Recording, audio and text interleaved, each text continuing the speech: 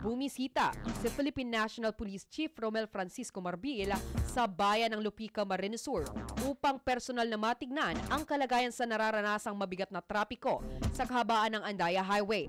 Ayon kay Police Captain Jonelson Buenaventura, Acting Chief of Police, sinabi nito na ang pangunahing layunin ni PNP Chief ay ang pagsubok sa operational readiness ng PNP Lupi sa pag-manage ng traffic situation sa Andaya Highway.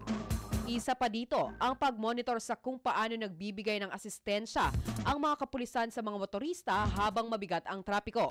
Ayon pa kay Buenaventura, ang pagbisita niya ng PNP Chief ay hindi inaasahan dahil pinalabas ang announcement isang oras bago ito lumapag, ngunit wala namang naging problema dahil ang lahat ng mga kapulisan ay handa sa biglaang sitwasyon.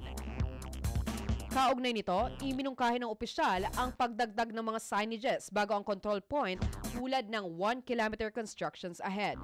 Kung ikukumparaan niya sa mga nakaraang araw, ay bahagyang gumaan ang bigat ng trapiko sa bayan ng Lupia dahil sa naging rehabilitasyon project ng DPWH na kahit papaano ay nagkaroon ng development kung saan ang dating one-way lane ay ngayon ay two-way na.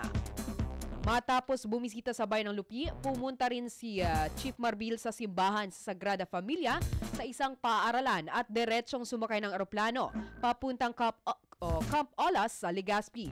Matatandaan na ito rin ang unang pagkakataon na bumisita si PNP Chief Marbil sa bayan ng Lupi. Sa ngayon, pinapaalalahanan na lamang ng opisyal ang mga biyahero o commuters na maging responsable, maging maunawa at magbaon ng pasensya sa lagay ng trapiko dahil sinisiguro ng mga anya ang pagtrabaho ng maayos ng DPWH sa road rehabilitation.